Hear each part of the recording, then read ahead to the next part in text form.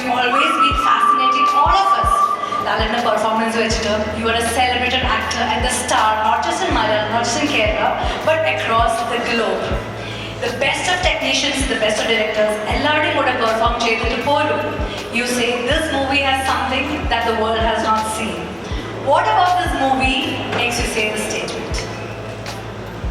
Good evening. എല്ലാവർക്കും സന്തോഷകരമായ ഒരു സായാഹ്നം നേരുന്നു. ഒരുപാട് സ്നേഹത്തോടെ പ്രാർത്ഥിക്കുന്നു. ഈ സിനിമ ചില സിനിമകൾ സംഭവിക്കുന്നതാണ്. എല്ലാ സിനിമയും നമ്മൾ തുടങ്ങുമ്പോൾ ഇത് ഏറ്റവും വലിയ ഹിറ്റായിട്ട് മാറണമെന്ന് പ്രാർത്ഥിച്ചുകൊണ്ടാണ് എല്ലാ സിനിമകളും. ഈ സിനിമയും അങ്ങനെ തുടങ്ങിയ സിനിമയാണ്. ലിജോയെ എനിക്ക് വളരെ നാളായിട്ട് അറിയാം. അദ്ദേഹത്തിൻ്റെ അച്ഛൻ്റെ കൂടെ ഒരുപാട് സിനിമകൾ ഞാൻ ചെയ്തിട്ടുണ്ട്. എൻ്റെ വളരെ നല്ലൊരു സുഹൃത്തായിരുന്നു അദ്ദേഹത്തിൻ്റെ. വളരെയധികം ഇഷ്ടമായിട്ട് ലിജോ സിനിമയിൽ വന്ന കാലം എന്നറിയാം. ഞങ്ങൾ കുറച്ച് കഥകളൊക്കെ ഷെയർ ചെയ്തിരുന്നു. പക്ഷെ ആ സമയത്ത് നടന്നില്ല. ആ നടക്കാതെ ഇങ്ങനൊരു സിനിമ നടക്കുന്നു എന്നത് കൂടി ദൈവം വിചാരിച്ചുകൊണ്ടായിരിക്കാം. And thank you so much. ഈ അവസരത്തിൽ ലിജോയോട് ഞാൻ നന്ദി പറയുന്നു. ഇങ്ങനൊരു സിനിമ സത്യസന്ധമായിട്ട് താങ്ക് യു ഷിബു, കൊച്ചുമോൻ, അനുമോൻ, ഇതിൻ്റെ പുറകിൽ പ്രവർത്തിച്ച എല്ലാവരെയും ഈ സമയത്ത് ഞാൻ ഓർക്കുന്നു. അറിഞ്ഞോ അറിയാതെ ഇന്ന് ഈ സിനിമ തുടങ്ങിയത് 1 വർഷമായ ദിവസമാണ്. 1 വർഷമായി ഞങ്ങൾ ഈ സിനിമകൾ തുടങ്ങിയത്. 1 വർഷത്തെ കാത്തിരിപ്പിന് ശേഷം ഇങ്ങനെ ഈ സ്റ്റേജിൽ നിന്ന് ഇത്രയും മനോഹരമായ കാര്യങ്ങളൊക്കെ കാരണം ഞങ്ങൾ ഇതിൻ്റെ പുറകിലേക്ക് സഞ്ചരിക്കുകയാണ്. ഈ സിനിമ എങ്ങനെ ഉണ്ടായി, എന്തുകൊണ്ടുണ്ടായി, എന്തായിരിക്കും ഈ സിനിമ. ഒരു കഥ പറഞ്ഞു. ആ കഥയിൽ എന്തോ ഒരു കാര്യമുണ്ടെന്ന് മനസ്സിലായി. ഞങ്ങൾ ആ കഥ കൊണ്ടുപോയി.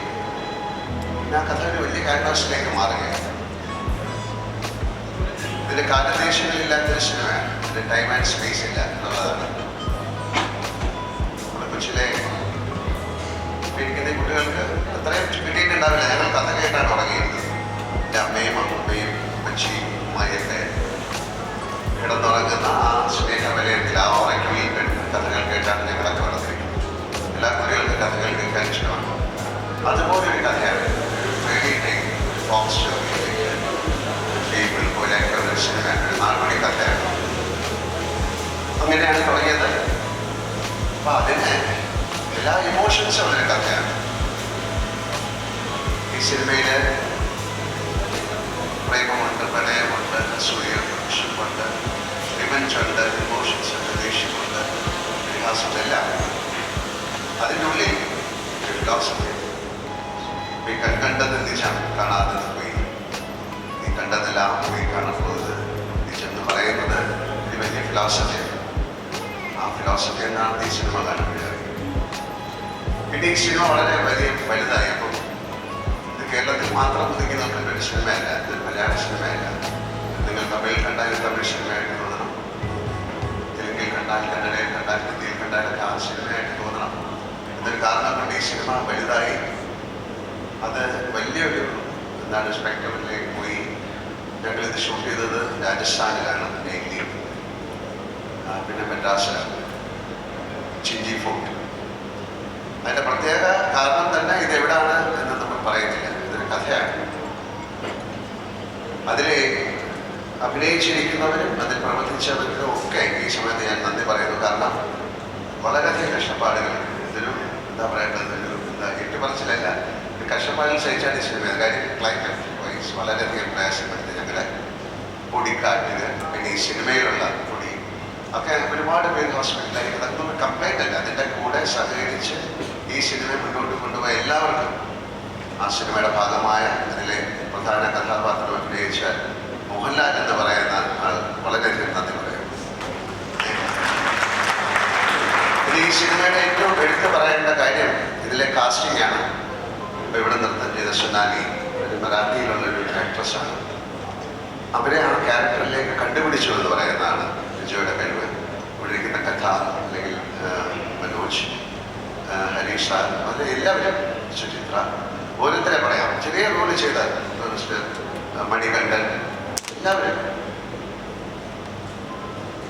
അവർക്ക് അവരുടേതായിട്ടുള്ള കാര്യങ്ങൾ ചെയ്യാനുള്ള ഒരു കൊച്ചു റോളായാൽ പോലും രാജീവ് ഒക്കെ ഉണ്ട് ഓരോരുത്തരെടുത്ത് പറയുന്നത്.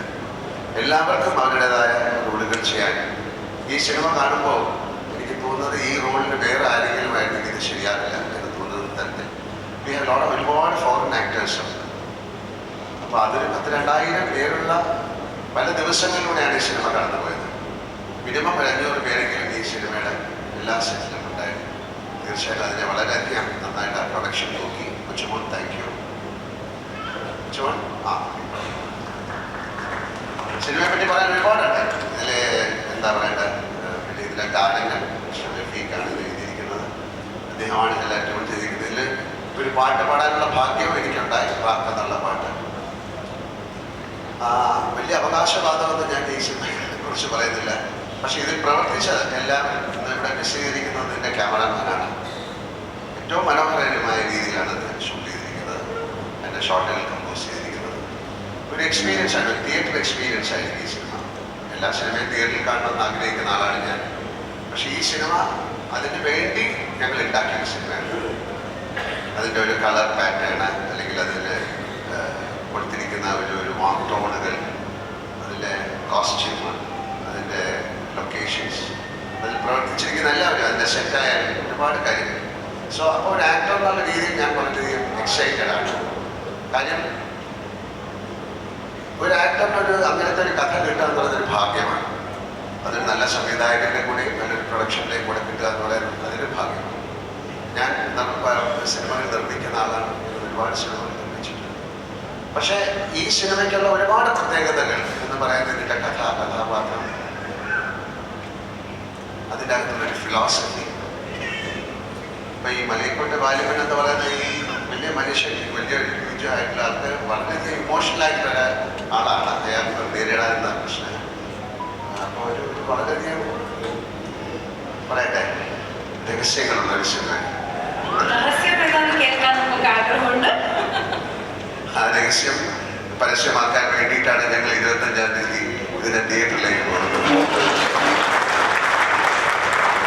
ഒരുപാട് സന്തോഷം, ഒരുപാട് സ്നേഹക്കാരെ, നല്ല സിനിമയെ കൈനീട്ടി സ്വീകരിക്കുന്ന പ്രേക്ഷകരാണ് കേരളത്തിലെ.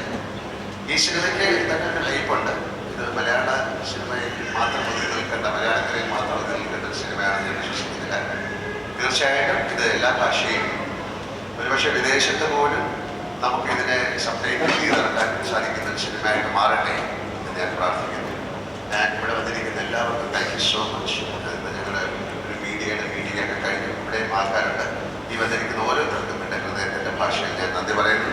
ഒരിക്കൽ കൂടി ഇതിൽ പ്രവർത്തിച്ച എല്ലാവർക്കും, എൻ്റെ കൊളീഗ്സിനും ഇതിൻ്റെ പുറകിൽ പ്രവർത്തിച്ച എല്ലാവർക്കും ഞാൻ നന്ദി പറയുന്നു. And once again thank you so much. Thank you. ലാലേട്ടൻ പറഞ്ഞു ഈ ഒരു ചിത്രത്തിൽ പാട്ട് പാടാൻ കഴിഞ്ഞു. നമുക്ക് എല്ലാവരും ഓൾറെഡി കേട്ടു. പക്ഷെ നമുക്കൊരു ഭാഗ്യത്തിന് വേണ്ടി ലാലേട്ടൻ 2 വരി ഇവിടെ പാടാമോ? അതൊരു പ്രത്യേക പാട്ടാണ്, അങ്ങനെ പാടാൻ പറ്റില്ല. അത് പറയാൻ കാര്യം അത് ഈ ബോഡി ടാപ്പിംഗ്, ബോഡി അല്ല, അതിൻ്റെ ഒരു താളമൊക്കെ അങ്ങനെയാണ്. നമ്മുടെ ഇൻസ്ട്രുമെന്റ്സ് ഒന്നും അതിലില്ല. ദേഹത്തെ തട്ടിപ്പാടില്ലേ, താളമില്ലാണ്ട് എങ്ങനെ പാടും? അപ്പൊ പാട്ട് നിങ്ങൾക്ക് ഇവിടെ ഒരു പ്ലേ ചെയ്യുന്നുണ്ടോ അതെനിക്കറിയില്ല. അങ്ങനെ വേണ്ടല്ലേ? Thank you. Thank you so much. The first time we witnessed the teaser was on the December 6th, 2020. Lalatan forward. Lalatan, I request you to kindly come back because നമ്മൾ ഏറെ കാത്തിരിക്കുന്ന നിമിഷമാണ് ഇപ്പോൾ എത്താൻ പോകുന്നത്. So December 6th, 2023 ആണ് the first teaser നമ്മളെല്ലാവരും witness